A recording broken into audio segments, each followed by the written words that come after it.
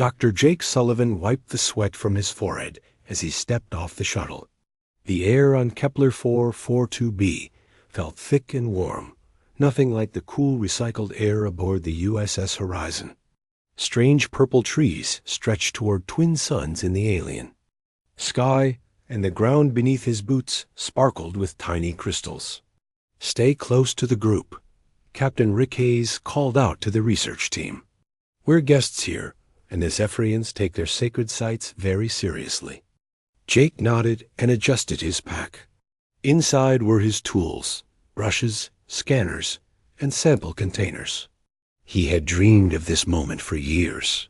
First contact with an alien species was one thing, but being invited to study their ancient ruins was something else entirely. Dr. Lisa Martinez walked beside him, her eyes wide with wonder. "Can you believe we're actually here?" she whispered. "Real alien archaeology. Not just old human settlements, but something completely different." The Zephyrian guide moved ahead of them with graceful steps. Her name was something Jake could not pronounce, so she told them to call her Crystal.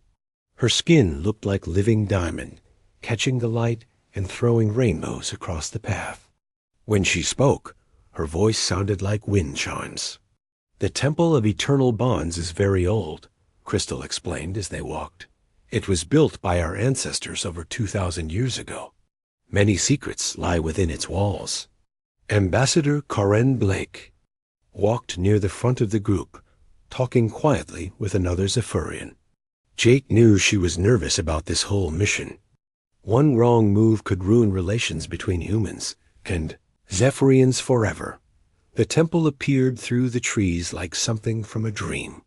Tall spires of white stone twisted toward the sky, covered in symbols that seemed to glow with their own light. Jake felt his heart race with excitement. This was why he became an archaeologist. "Remember," Crystal said as they approached the entrance, "do not touch anything without permission. Some areas are forbidden to outsiders." The inside of the temple was even more amazing than the outside. The walls were covered in beautiful carvings that told stories Jake longed to understand. Strange crystals floated in the air without any support, spinning slowly and humming soft music. The main group moved toward the central chamber, but Jake noticed a narrow passage leading off to the side. His curiosity got the better of him. While the others were busy listening to Crystal explain the main altar, Jake slipped away to explore. The passage was dark and narrow. Jake turned on his flashlight and followed the winding path deeper into the temple. The walls here were different, older and rougher than the polished stones in the main areas. After several minutes of walking, Jake found himself in a small chamber he was sure no human had ever seen before. The room was circular, with a domed ceiling covered in star patterns. In the center sat a pedestal holding the most beautiful crystal Jake had ever seen. The crystal was about the size of a football, but it seemed to contain entire galaxies within its depths. Swirls of blue and silver light moved through it like liquid starlight. Jake felt drawn to it, as if it was calling to him. Warning symbols covered the walls around the pedestal, but Jake could not read them. They looked different from the writing. In the main temple, more urgent somehow. A voice spoke from hidden speakers, but it was in the Zephyrian language that Jake did not understand. Jake knew he should go back to the group. He knew he should not touch anything. But the crystal was so beautiful, and he was so curious about how it worked. He told himself he would just look at it more closely. He stepped toward the pedestal. The warnings grew louder, but he ignored them. This was the discovery of a lifetime. How could he walk away without at least trying to understand what it was? Jake reached out his hand toward the crystal. The moment his fingers touched its surface, everything changed. Light exploded through the chamber, so bright Jake had to close his eyes. The crystal felt warm under his hand, then hot, then cold as ice. Energy flowed up his arm and into his mind, carrying with it feelings and memories that were not his own. Images flashed through his thoughts. Alien faces, strange ceremonies, emotions so powerful they made him gasp. He tried to pull his hand away, but he could not move. The crystal held him like a magnet holds iron. Then, as suddenly as it began, the light faded. Jake stumbled backward, his hand finally free. The crystal still glowed, but softer now, pulsing like a heartbeat. Jake felt different somehow, as if something new had awakened in his mind. Miles away, in the capital city of the Zephyrians, High Priestess Zyrathel was deep in meditation when the bond struck her like lightning. For 300 years she had lived alone with her thoughts, carrying the memories of dozens of priestesses who came before her. Now, suddenly, there was someone else in her mind. The feelings were strange and alien. Curiosity mixed with guilt, wonder mixed with fear. These were not Zephyrian emotions. They felt younger, more direct, less filtered by centuries of tradition. They felt human. Zyrathel opened her eyes, her meditation broken forever. The soul stone of Velth had been activated after 1,000 years of silence. Someone had touched the Forbidden's relic, and now their mind was connected to hers, whether they wanted it or not. She rose from her meditation chamber, her crystal skin flashing with anger and confusion. No outsider had ever been allowed near the soul stone. It was too dangerous, too powerful. Yet somehow, one of the humans had found it and awakened the ancient bond. Back in the temple, Jake heard voices calling his name. The main group had noticed. He was missing. He looked once more at the glowing crystal, then hurried back through the narrow passage. His mind buzzed with new sensations he could not understand. "There you are," Lisa said when he rejoined the group. "Where did you go?" "You?" "Look pale." "I just got a little lost," Jake said, but even as he spoke, he felt something stirring in the back of his mind. A presence that was not his own, growing stronger by the minute. Crystal looked at him strangely, her diamond features reflecting concern. "You feel different," she said softly. "What did you touch?" Before Jake could answer, alarms began sounding throughout the temple. The floating crystals flashed red, and the peaceful humming turned into urgent warnings. "We need to leave," Crystal sighed, her voice tight with worry. "Something has awakened that should have stayed sleeping." As they hurried toward the temple entrance, Jake felt the presence in his mind growing stronger. Soon he would discover that his curious touch had changed. Everything not just for him, but for both their species. Jake could not sleep. 3 days had passed since they returned from the temple, but his mind would not rest. Strange dreams filled his sleep, memories of places he had never been, faces he had never seen. Sometimes he woke up speaking words. In a language he did not know. The human diplomatic team was staying in a beautiful building in the Zephyrian capital. The walls were made of the same crystal material as the Zephyrian people, and they glowed softly at night.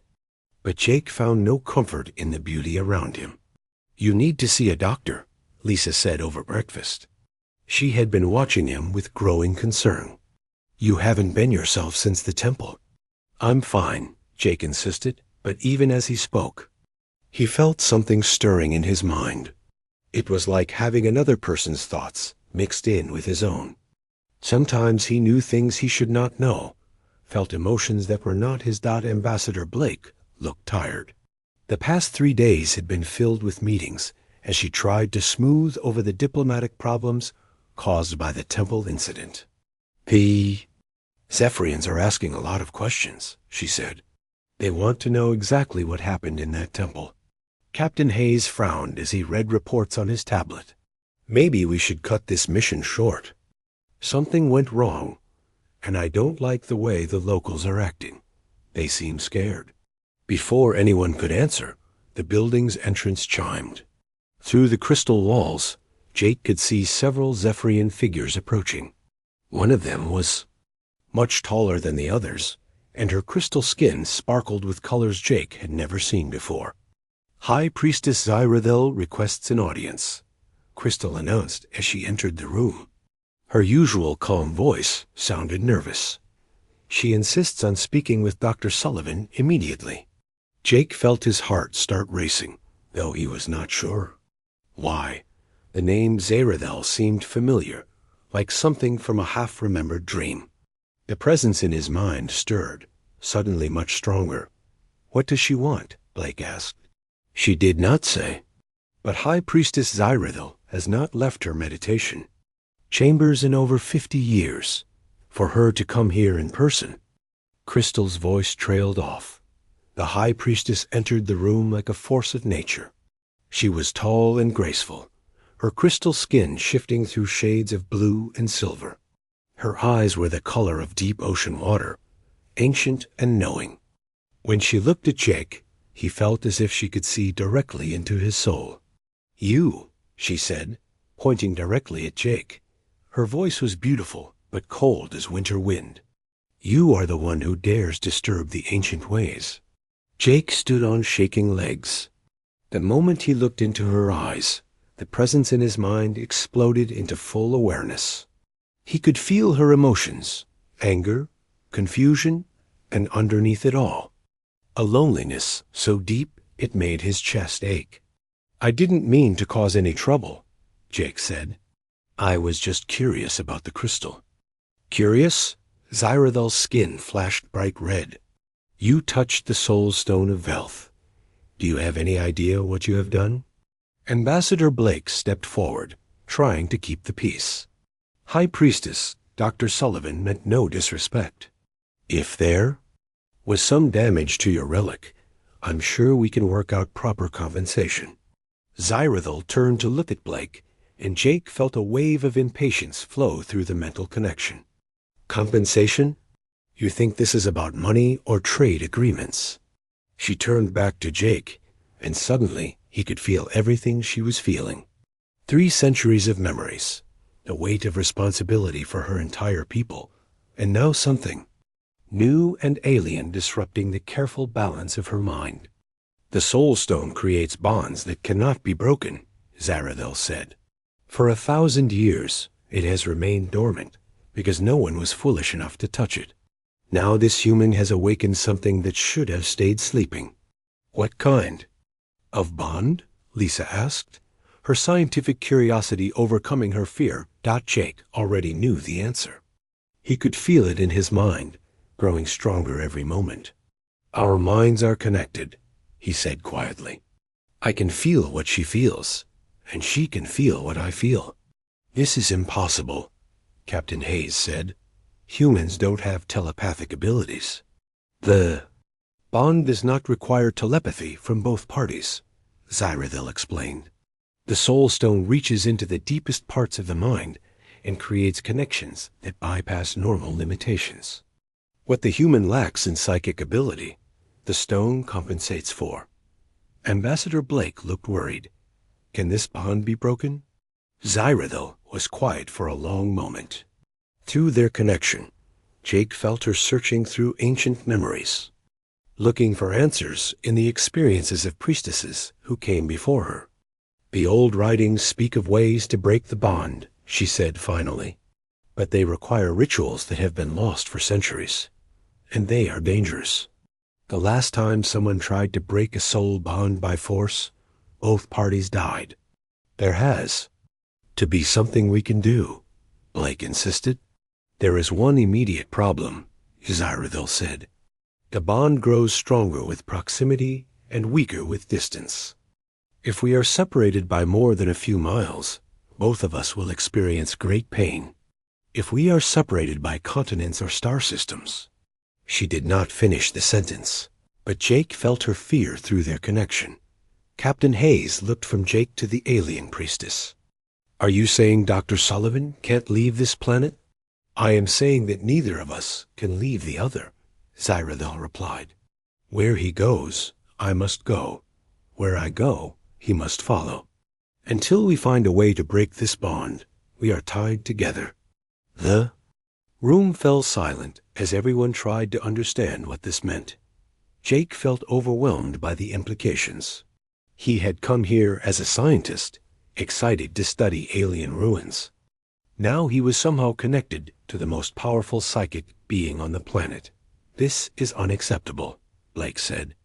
"I cannot leave a human citizen on an alien world against his will.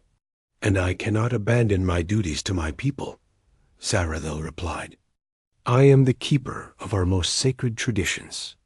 I cannot simply leave." Through their mental link, Jake felt Zaradil's internal struggle.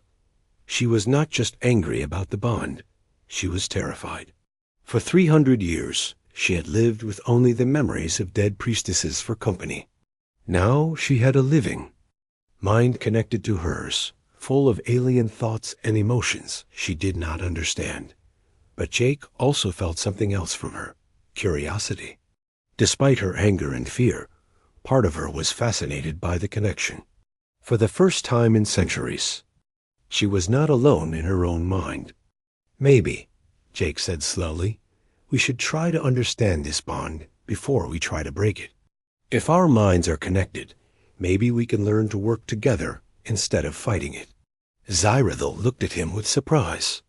Through their link, he felt her amazement that a human would suggest cooperation instead of demanding immediate freedom. "You would willingly remain bonded to me?" she asked. "I don't know if we have a choice," Jake replied. "But if we're stuck together, we might as well make the best of it. Maybe there's a reason this happened. Maybe we can help each other." Lisa stared at her friend with concern. "Jake, you're talking about giving up your entire life on Earth. Your career, your family, everything." Jake felt Zaradil's attention focus on him through their bond. She was listening to his emotions as much as his words, trying to understand what kind of person would make such a sacrifice. "My life was studying alien cultures," Jake said. "Now I have a chance to experience one from the inside. How can I pass that up?" Through their connection, he felt something shift in Zaradil's mind. Her anger was fading, replaced by something like respect. This human was not what she had expected. "There is another possibility," she said quietly. "One that has never been tried before. Everyone waited for her to continue. I could come with you to human space to study this bond and search for answers among both our people's knowledge." The suggestion shocked everyone in the room, but none more than the other Zephyrians who had accompanied her. Crystal's diamond skin flashed with alarm. "High Priestess, you cannot be serious. No High Priestess has ever left our world. Your duties, your responsibilities." Zaradil looked at her aide with eyes that held 3 centuries of weariness. "Perhaps it is time for things to change. This bond may be the key to understanding something important about both our species." Jake felt her decision forming in her mind before she spoke it aloud. Despite her fear, despite centuries of tradition, she was choosing the unknown. She was choosing to trust him. "I will accompany Dr. Sullivan to human space," she announced. "We will study this bond together and find a way to either break it safely or learn to live with it." The room erupted in discussions and arguments, but Jake barely heard them. Through their mental connection, he and Zaradil looked at each other with new understanding. They were bound together now, whether they liked it or not, but maybe, Jake thought, that was not such a terrible thing after all. The USS Horizon felt different with Zaradil aboard. Her presence seemed to fill the ship's corridors with an odd energy that made everyone slightly nervous. She moved through the human vessel like a living piece of art, her crystal skin reflecting. The ship's lights and patterns that hurt to look at directly. Jake walked beside her as Captain Hayes gave them a tour of the ship. Through their mental bond, he could feel her amazement at human technology. Where Zephyrian ships were grown from living crystal, human vessels were built from metal and circuits. To her, it seemed both crude and ingenious at the same time. "Your people build with such straight lines," she commented as they passed through the main corridor. "Everything has corners and edges. It feels very ... definite. We're not very good at growing things, Jake replied. We have to build everything piece by piece.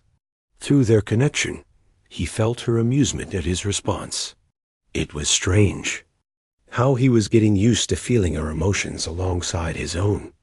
Sometimes he forgot which thoughts were his and which were hers. Dr. Martinez had set up a research station in one of the ship's labs to study the bond between Jake and Zyrathil. She ran scanner after scanner over both of them, trying to understand what had happened at the temple. The energy readings are off the charts, Lisa said, looking at her instruments. There's some kind of field connecting you two that I've never seen before. It's like your brain patterns are synchronized. Zyrathil sat perfectly still during the scans, but Jake could feel her discomfort. She was not used to human technology, and the scanners made her nervous. The bond is not just mental, Zyrathil explained. It connects us on levels your science cannot measure. I can feel his life force as clearly as my own. But how is that possible? Lisa asked. Humans don't have psychic abilities. All living beings have some psychic potential, Zyrathil replied.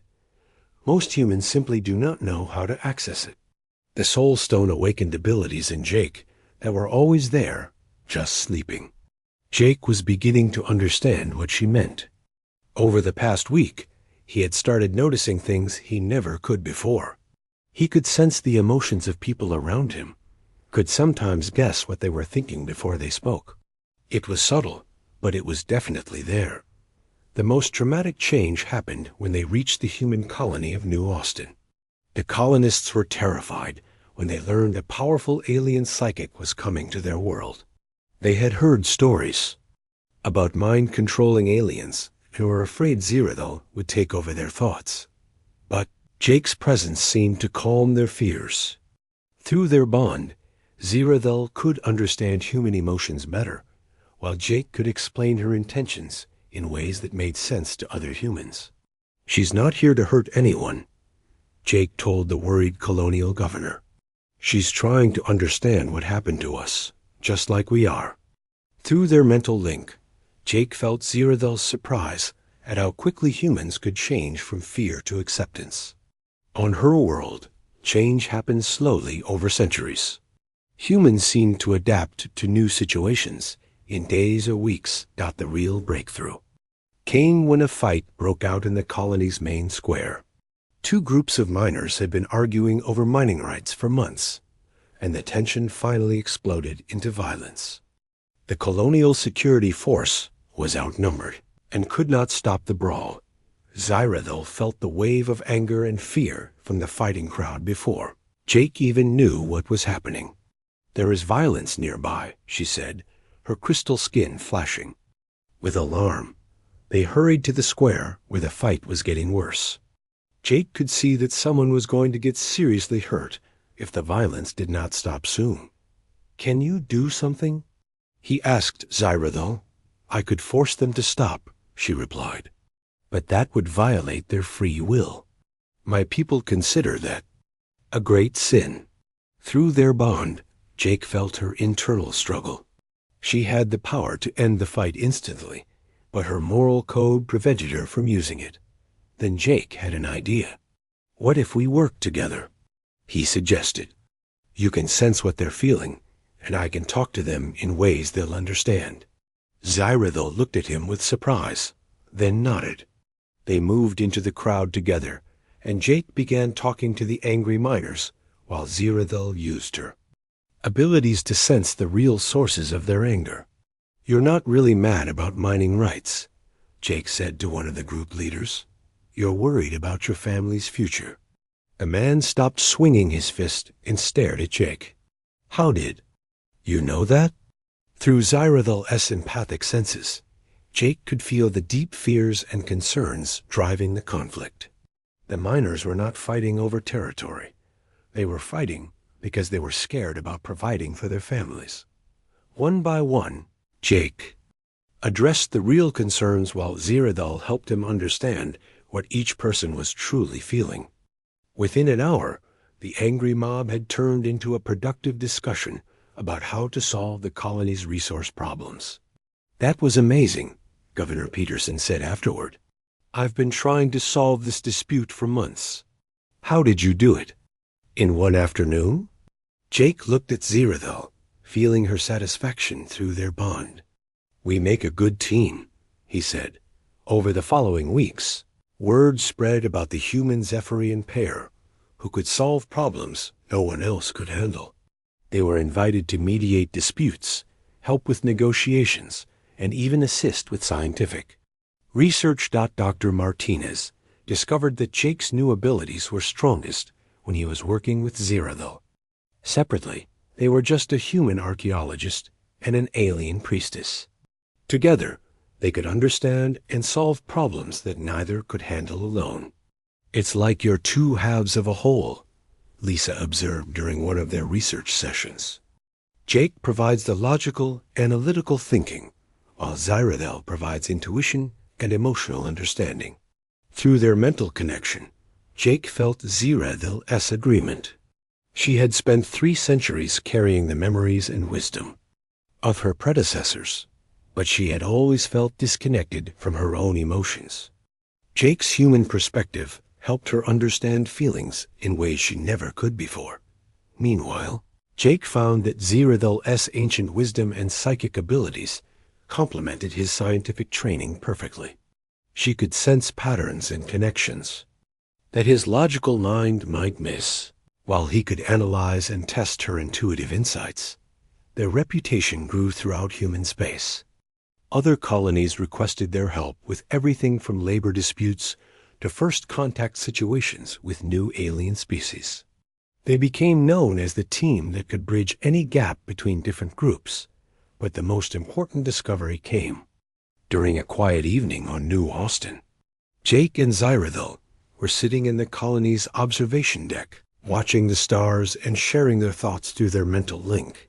"I have been thinking about our bond," Zeruthel said. "At first, I saw it as a curse, something that trapped us together against our will. And now?" Jake asked. Through their connection, he felt her emotions, gratitude, friendship, and something deeper that neither of them had words for. "Now I think it might be the most important thing that has ever happened to either of our species," she replied. "Your people and mine, we have different strengths. Humans are adaptable and creative, quick to change and find new solutions. Zephyrians are wise and intuitive, able to see connections and patterns across time." Jake nodded, understanding where her thoughts were leading. "Separately, we're both limited by our natures, but together, ... together, we can become something neither species could achieve alone." Zeruthel finished. They sat in comfortable silence, watching the stars and feeling each other's thoughts. The bond that had seemed like a curse was beginning to feel like a gift, not just for them, but potentially for both their peoples. Through their mental link, Jake felt Zerutel's growing conviction that their connection was not an accident. The Soul Stone had been waiting for the right moment, the right people, to create something new and unprecedented. "What if this is just the beginning?" Jake asked. "What if other humans and Zephyrians could learn to form bonds like ours?" Zerutel's crystal skin sparkled with excitement at the possibility. "We could create a new kind of partnership between our species, one based on true understanding rather than just diplomacy and trade." As they watched the stars together, both of them began to imagine a future where humans and Zephyrians worked side by side, their different abilities combining to solve problems neither could handle alone. They did not know it yet, but that future would be tested sooner than they expected. Somewhere in the darkness between the stars, an ancient enemy was stirring, and their new bond would soon become the key to survival for both their species. The emergency alarm woke Jake from a deep sleep. Red lights flashed through his quarters aboard the research station, and the ship's computer announced a priority. Message from Zephyrian Space. Jake found Zeruthel already awake in the meditation chamber they had set up for her.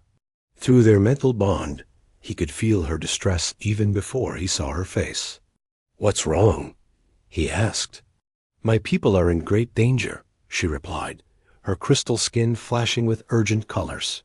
"Something terrible approaches our homeworld." They hurried to the command center, where Dr. Martinez and Captain Hayes were studying incoming data transmissions. The news was worse than Jake could have imagined. "Unknown alien fleet detected at the edge of Zephyrian space," Captain Hayes reported. 37 ships, technology unlike anything we've seen before. They're not responding to any communication attempts. The main screen showed grainy images of the approaching vessels. They were dark and angular, shaped like insects made of black metal. Even through the poor quality transmission, they looked menacing and wrong somehow. "The Zephyrian defense fleet moved to intercept," Dr. Martinez added. "But look at what happened." The next image made Jake's blood run cold. Where the Zephyrian ships had been, there was nothing but debris and empty space. The alien fleet had completely destroyed them in less than an hour. Through their mental link, Jake felt Zirathul's grief for the lost crews. Thousands of her people had died in that brief battle, and the enemy fleet was still advancing toward the homeworld. "We call them the Devourers," came a new voice. Crystal entered the command center, her usual calm demeanor replaced by obvious fear.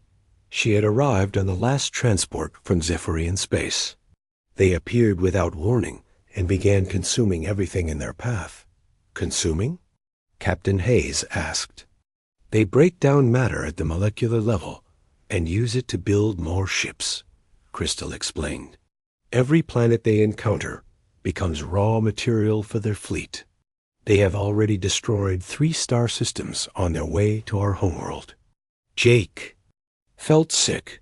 Through his bond with Zirathul, he could sense the terror of her people as the Devourer fleet approached. But he also felt something else, ancient memories stirring in her mind. "You've seen this before," he said to her. Zirathul nodded slowly.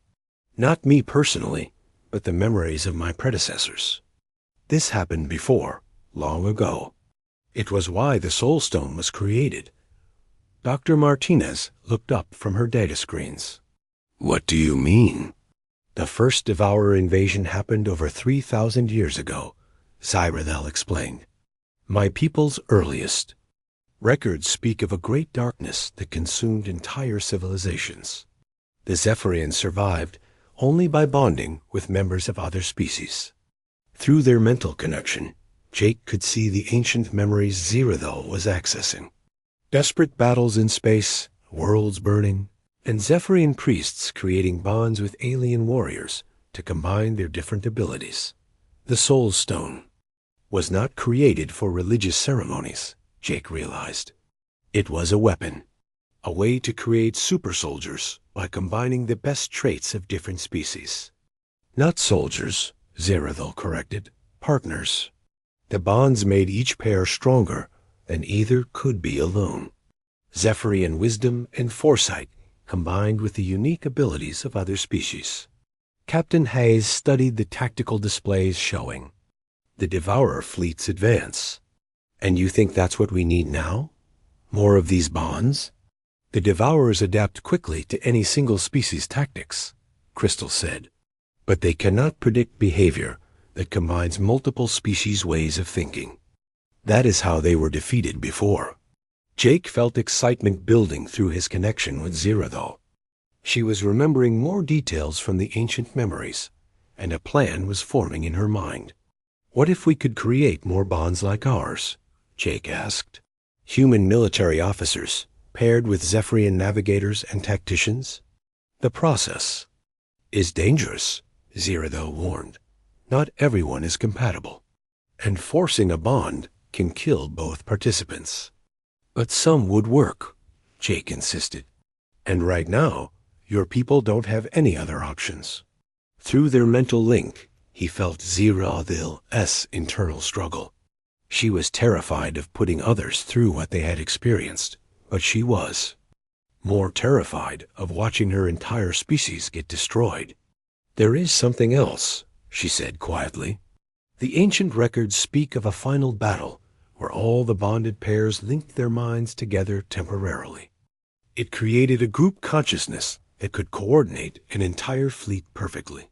Dr. Martinez looked fascinated and horrified at the same time. "A hive mind?" "Not permanent," Cyrithel clarified.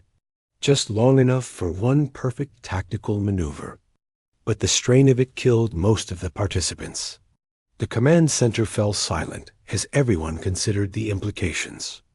They were talking about asking volunteers to risk their lives and sanity to create weapons that might not even work.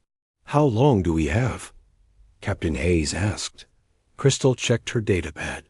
"The Devourer fleet will reach our homeworld in 6 days. Our remaining defense ships can delay them for perhaps one more day." "That's not enough time to train new bonded pairs," Dr. Martinez protested.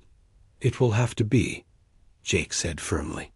Through his connection with Cyrithel, he could feel her agreement. They had no choice but to try. "I'll contact Earth Command and explain the situation," Captain Hayes said. "But I can't order anyone to volunteer for this. It has to be their choice." Word spread quickly through human space about the desperate plan. To Jake's amazement, volunteers began arriving within hours. Ship captains, tactical officers, scientists, and engineers, all willing to risk everything to save the Zephyrian people and stop the Devourers from spreading further. The bonding process was held aboard the largest human vessel in the region, a battleship USS Constitution. Jake and Cyrithel worked with Zephyrian priests to recreate the ancient ritual using portable versions of the Soul Stone.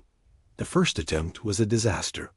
Commander Sarah Blake tried to bond with a young Zephyrian navigator, but their minds rejected each other violently. Both collapsed in agony, and it took hours for the medical teams to stabilize them. "Maybe this won't work," Dr. Martinez said after the failed attempt. But Jake felt Zirathel's determination through their bond. "We have to keep trying. Each failure teaches us more about the process." The second attempt worked perfectly. Captain Rick Hayes bonded successfully with Zethral, an experienced Zephyrian fleet commander. The moment their minds connected, Jake could see the change in both of them. Hayes gained access to Zethral's strategic wisdom and ability to see patterns across vast scales, while Zethral gained Hayes' decisive nature and tactical flexibility. More successes followed. By the end of the second day, they had created 12 bonded pairs. Each bond was unique. Some focused on navigation and piloting, others on weapon systems and strategy. But all of them shared the same enhancement that Jake and Cyrithel had discovered together. They could accomplish things neither species could manage alone. The bonded pairs took command of a mixed fleet of human and Zephyrian ships.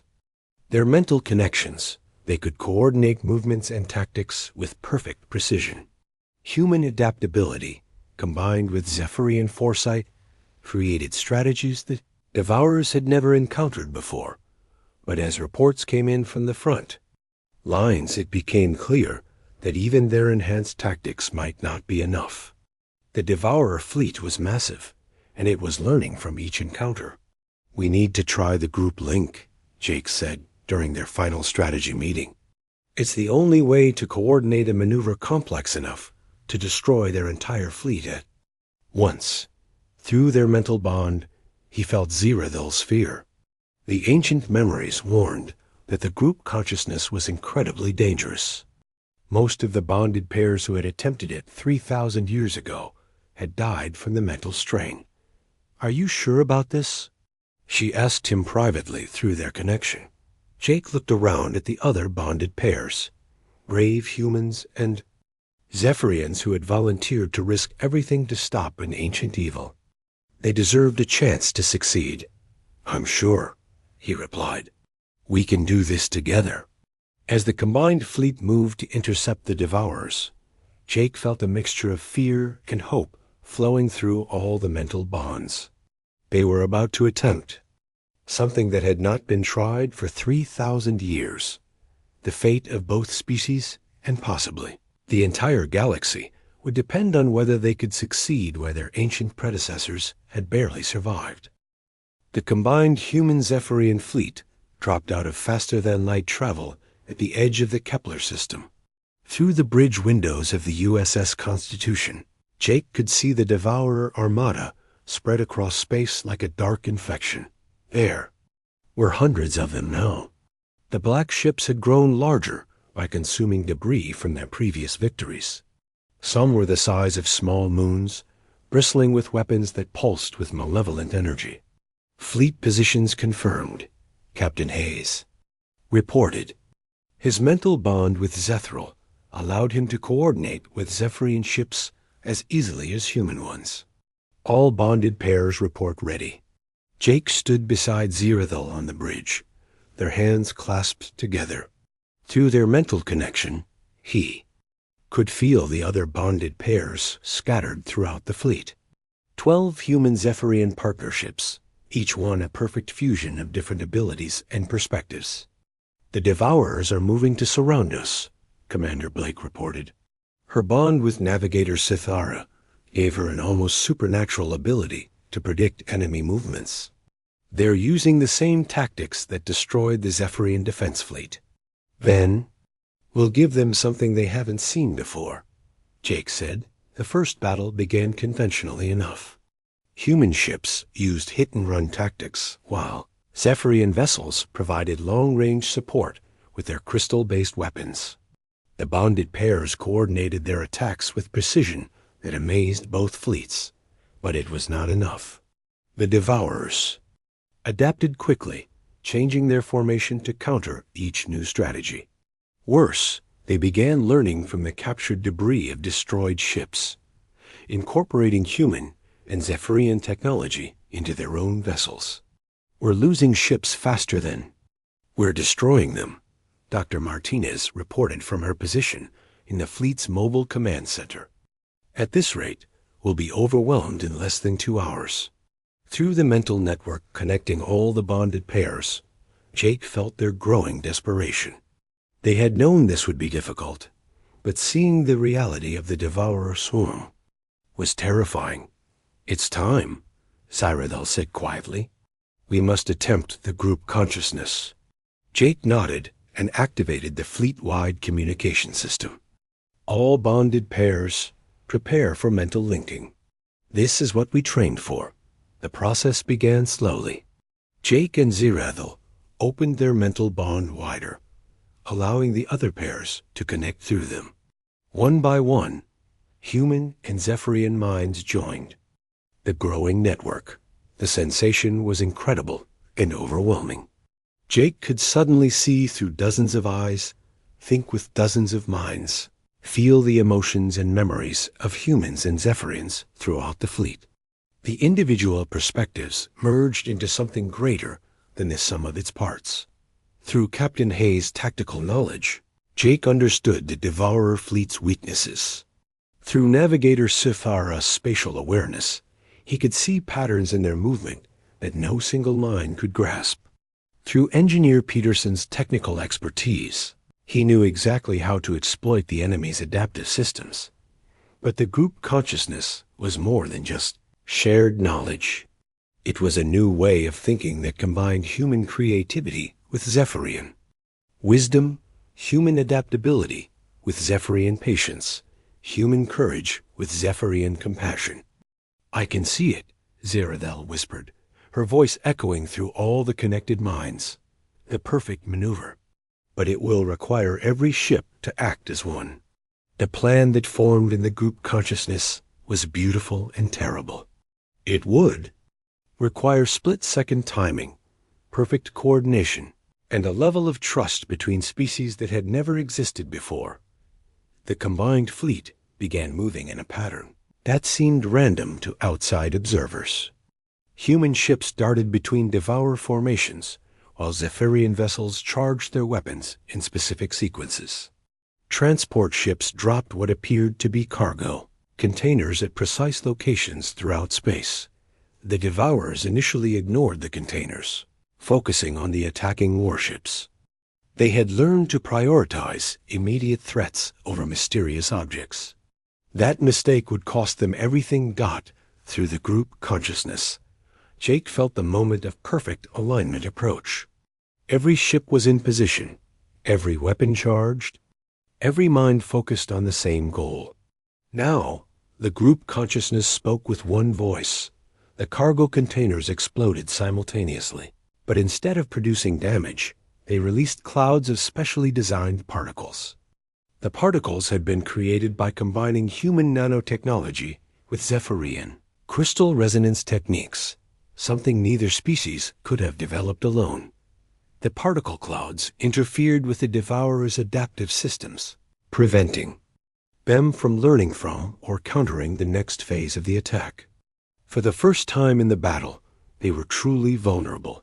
Human ships attacked from 12 different directions at once, each using tactics from a different historical battle. The Devourers tried to adapt, but every time they countered one approach, 3 more strategies hit them from unexpected angles. Zephyrian vessels used their crystal weapons to create resonance frequencies that disrupted the Devourers' molecular bonds.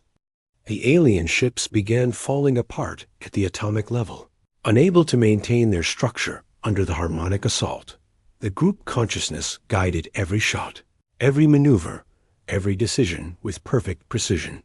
Human intuition told them when to take risks, while Zephyrian wisdom showed them when to be patient. The combination was unstoppable. In less than 10 minutes, the massive Devourer armada was reduced to lifeless debris floating in space. The ancient enemy that had consumed civilizations for millennia had been defeated by something they could not understand or adapt to. True cooperation between different species. As the group consciousness dissolved and individual minds separated, Jake felt exhausted but triumphant. Around him, the bridge crew cheered as they realized what they had accomplished. Casualty reports? Captain Hayes asked, though Jake could feel through their bond that he already knew the answer. Minimal losses, Commander Blake reported with amazement.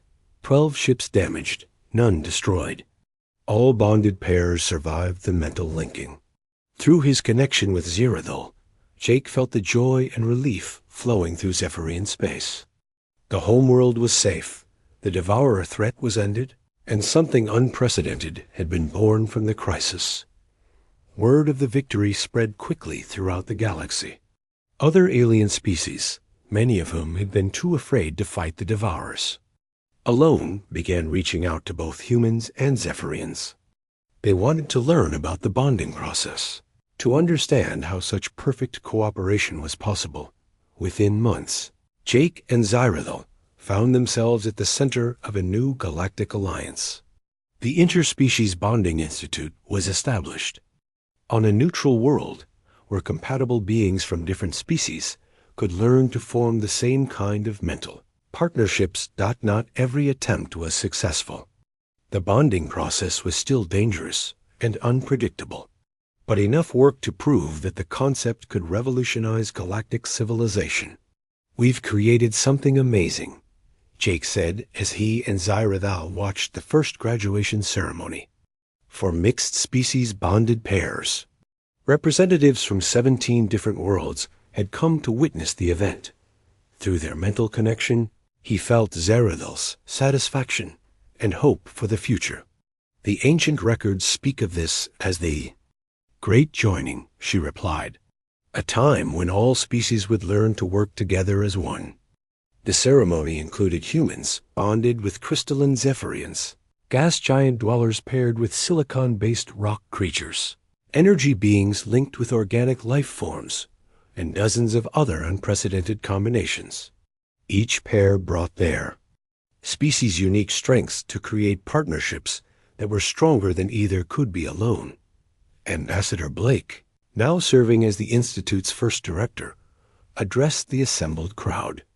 "Today we celebrate not just the bonds between individuals, but the bonds between entire civilizations. The Devourer War taught us that our differences are not weaknesses to overcome, but strengths to combine. Jake felt a deep sense of satisfaction as he watched young humans and aliens beginning their training together. What had started as his curiosity about an ancient relic had become the foundation for a new age of galactic cooperation. Do you ever regret touching the Soul Stone? Zerothil asked him through their private mental connection. Jake considered the question seriously. His life had changed completely from that moment in the temple. He could never go back to being just a human archaeologist, studying alien ruins from the outside. But through their bond, he had experienced wonders beyond imagination. He had felt the deep wisdom of an ancient species, participated in the salvation of entire worlds, and helped create something that would benefit the galaxy for generations to come. No, he replied, squeezing her crystalline hand. I think it was the best mistake I ever made. Through their mental link, he felt her laughter, a sound like crystal chimes in a gentle breeze. Around them, the new bonded pairs began their first training exercises, learning to merge their different perspectives into something greater than either species could achieve alone. The galaxy was entering a new age, one built on cooperation rather than competition, understanding rather than conquest. And at the heart of it all was a simple truth that humans had always known, but never fully understood until now, that the bonds we form with others, no matter how different they might be, are what make us truly strong.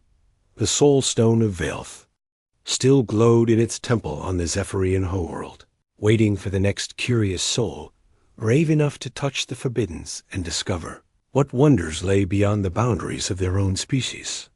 But now it was no longer forbiddens.